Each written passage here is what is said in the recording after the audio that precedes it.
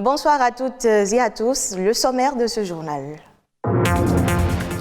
Une préoccupation pas des moindres. La sécurisation des propriétés foncières reste et demeure un souci permanent au Bénin. Comment y parvenir? Clément Dossouyovo, expert foncier, répond dans ce journal. Les kystes aux ovaires ou ovaires polykystiques sont un trouble fréquent chez les femmes. L'un des syndromes principaux est la faiblesse ou l'absence totale d'ovulation. Quel est le traitement? Élément de réponse dans cette édition. On parlera également des perles de hanche qui révèlent la personnalité de la femme. Certains estiment que l'usage de ces attraits dits de beauté est d'une grande importance, mais pour d'autres, ils sont indifférents à leur vue.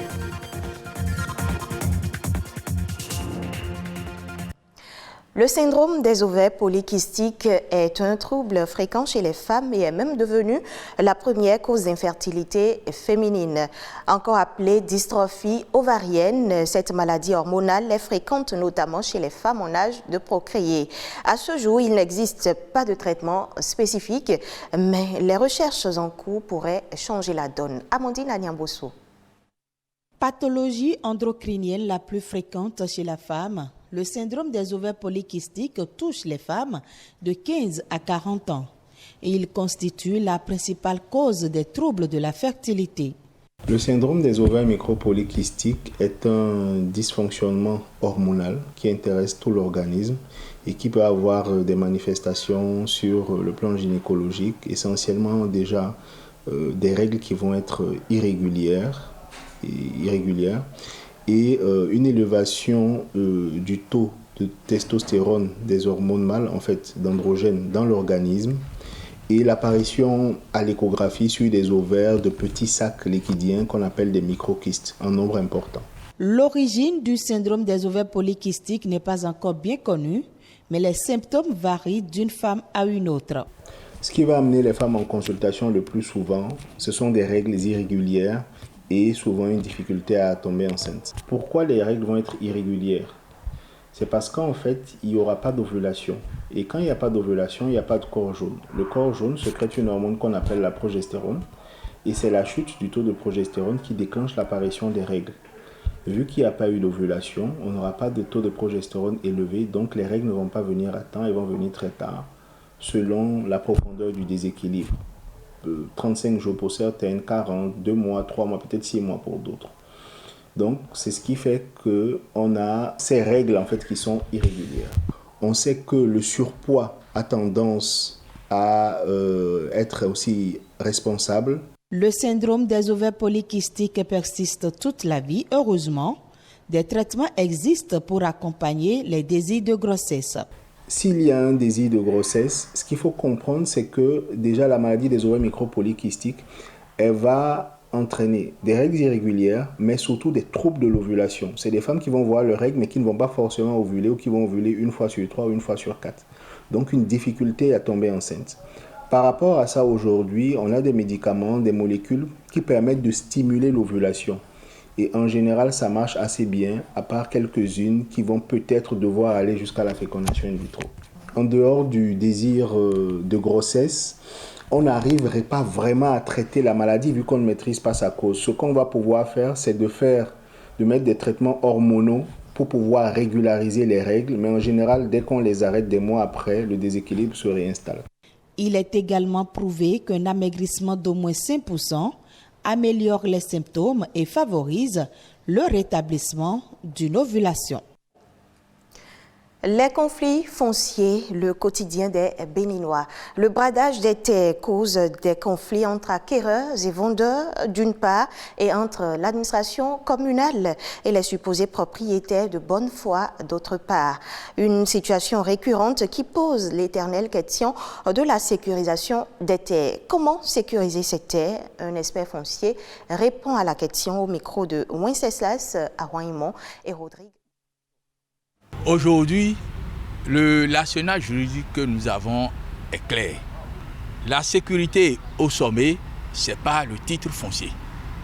Le titre foncier qui est le seul titre de propriété et qui confère à son titulaire la pleine propriété et tous les attributs de la propriété. La propriété étant entendue comme le droit d'utiliser, de jouir et de disposer de la terre. C'est-à-dire disposer signifie que je peux la vendre, je peux la donner.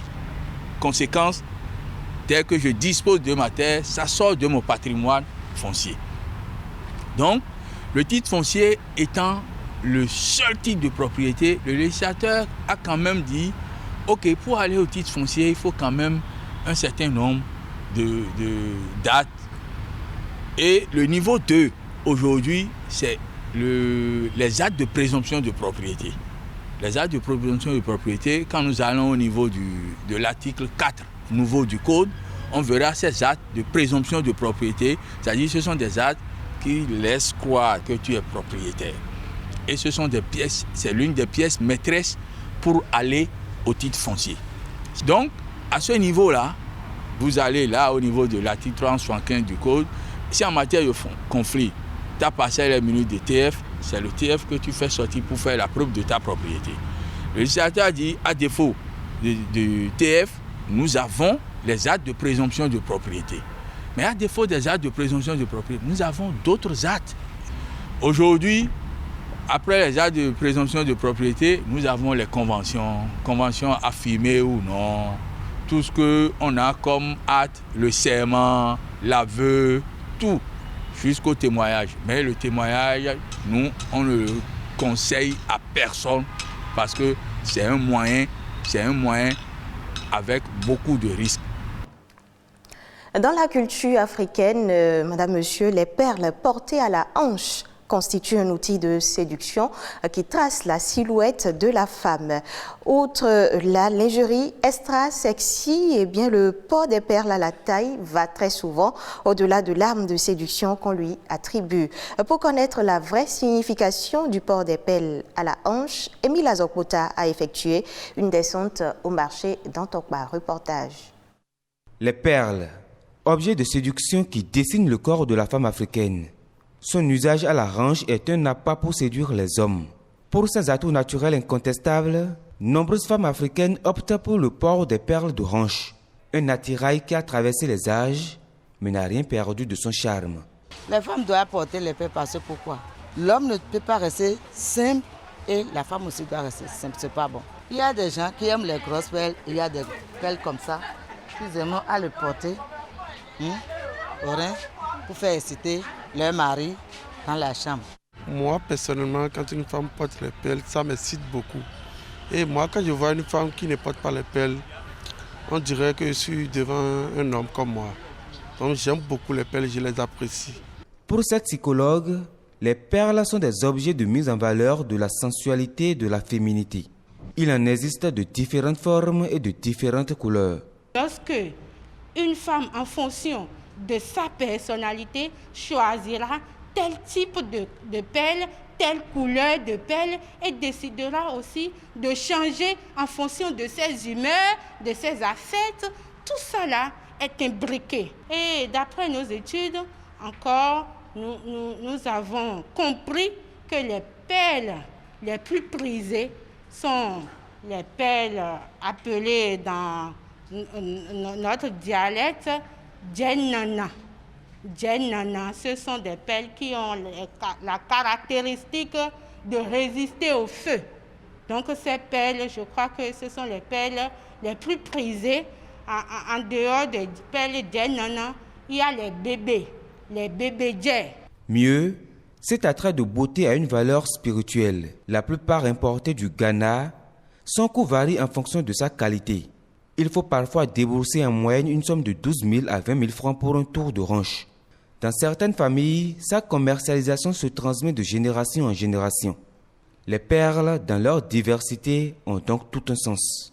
Une femme qui porte des perles et puis ça pèse sur ses reins, avant que la femme là va avoir les maux de reins, vraiment ce serait difficile. Les perles, il y a beaucoup de vertus dedans.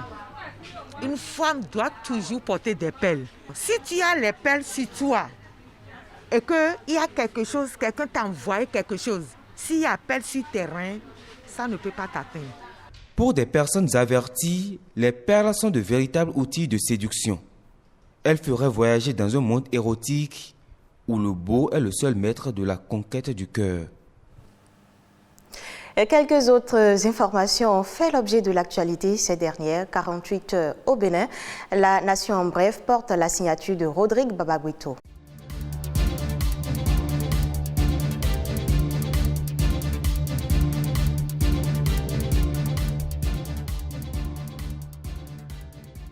L'administration béninoise se rapproche plus de ses usagers. Ce mardi 21 décembre, la ville de Ouidah a servi de cadre au lancement officiel des activités des centres communaux installés dans 15 villes du Bénin pour faciliter aux couches les plus démunies de la population l'accès aux prestations publiques, quelle que soit leur position géographique.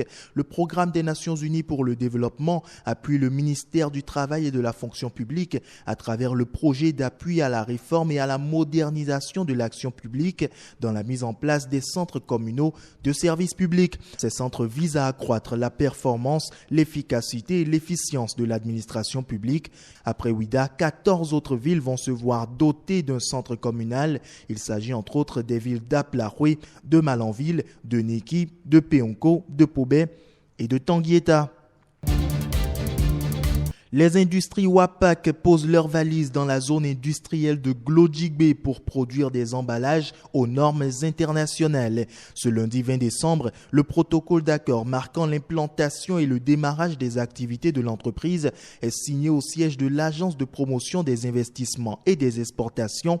WAPAC Industries a prévu investir à peu près 2,5 milliards au Bénin dans un premier temps. En mars 2022, l'usine sera en place avec une centaine d'emplois créés. Pour le directeur général de la pièce, cet investissement vient limiter les importations d'emballages au Bénin et surtout garantir aux industriels locaux un accès beaucoup plus aisé à des emballages de qualité.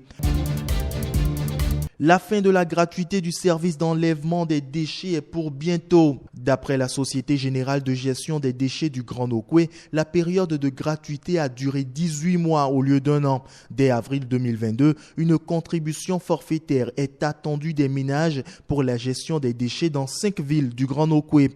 Quel sera le montant à payer et les canaux de paiement? Les tarifs retenus devront être dévoilés dans les prochaines semaines par le Conseil des ministres. Par contre, les redevances seront perçues sur la consommation de la SB2E et sur la consommation d'eau. Sur la consommation de l'électricité, soit 10% seront prélevés et 30% vont être prélevés sur la consommation d'eau.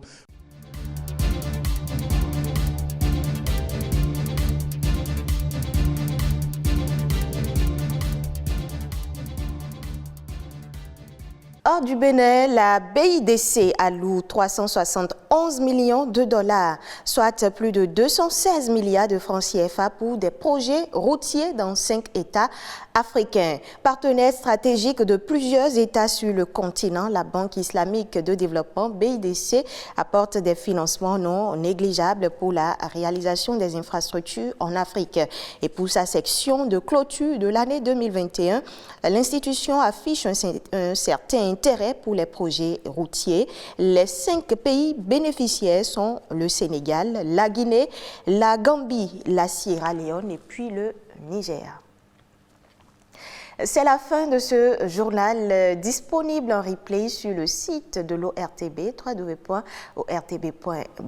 Merci à tous de nous avoir suivis.